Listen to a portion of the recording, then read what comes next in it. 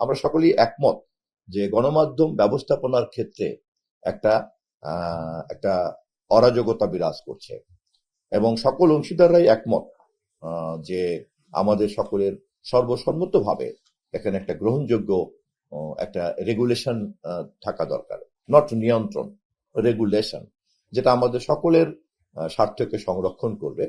রাষ্ট্র সেখানে কেবলমাত্র একটা সেবা দানকারী এবং সেবা গ্রহণকারী প্রতিষ্ঠান হিসাবে অংশীদার হবে অন্যান্যদের মতো। 2024 জুলাই অভ্যুত্থানের পর সাংবাদিকদের বিরুদ্ধে হওয়া মামলা পর্যালোচনায় জনাব নাহিদ ইসলাম যখন তথ্য উপদেষ্টা ছিলেন, মন্ত্রণালয়ের অতিরিক্ত সচিবের নেতৃত্বে একটা পর্যালোচনা কমিটি গঠন করা হয়েছিল। ওই কমিটি কয়েক দফায় বিজ্ঞপ্তি দিয়ে সাংবাদিকদের পক্ষ থেকে হয়রানিমূলক মামলার তথ্য আহ্বান করেছিলেন। তখন মোট 92 জন সাংবাদিক তথ্য মন্ত্রণালয়কে তাদের মামলা হয়রানিমূলক বলে জানিয়েছিলেন। প্রাপ্ত তথ্যগুলি বিশ্লেষণে দেখা গেছে সকল মামলার বাদী ব্যক্তি সরকার নয়। এর মধ্যে অফিসিয়াল ও ব্যক্তিগত বিরোধ থেকে উদ্বুদ্ধ মামলাও রয়েছে।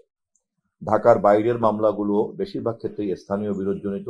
যাদের বিরুদ্ধে মামলা হয়েছে তাদের অনেকেরই পেশার সাংবাদিকতা নয়, অনেকেই আওয়ামী লীগের অথবা অঙ্গ সংগঠনের পদে থেকে নানা অপকর্মে জড়িত ছিলেন, অনেকের উপর নিপীড়ন চালিয়েছেন। ভুক্তভোগীরা মামলা করেছে কিন্তু বৈফর কোনো মিডিয়ার পরিচয় ধারণ করে সাংবাদিক হিসাবে কেউ কেউ সুবিধা নিতে চাচ্ছেন।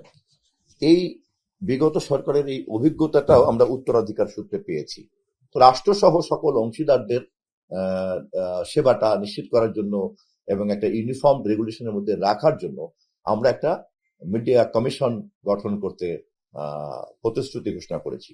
অগ্রগতি হচ্ছে এই যে সকল অংশীদাররাই আমাদের এই লক্ষ্যের সঙ্গে এখন একই যাত্রায়, যৌথ যাত্রার মধ্যে আছে। জুন মাসের মধ্যেই আমরা একটা পরামর্শ কমিটি গঠন করে একটা খসড়া প্রস্তাব সরকারের কাছে গণমাধ্যম কমিশন গঠন করার লক্ষ্যে আমরা হাজির করব। ইতিমধ্যেই প্রেস কাউন্সিলকে আরো কি করে কার্যকরী করা যায় সে বিষয়ে আমরা চেষ্টা করব, কারণ প্রেস কাউন্সিলের যে বিদ্যমান আইন কানুন বিধিমালা এবং তার যে কাঠামো, এটাকে এইভাবে নিষ্ক্রিয় না রেখে সেটাও আমরা সকলে মিলে একমত পোষণ করেছি সকল অংশীদাররাই। আশা করি জুলাই মাসের দিকে আমরা আমাদের সকলের গ্রহণযোগ্য সম্মিলিত একটা প্রস্তাবনা মাননীয় প্রধানমন্ত্রী সহ সরকারের কাছে উপস্থাপন করতে পারবো।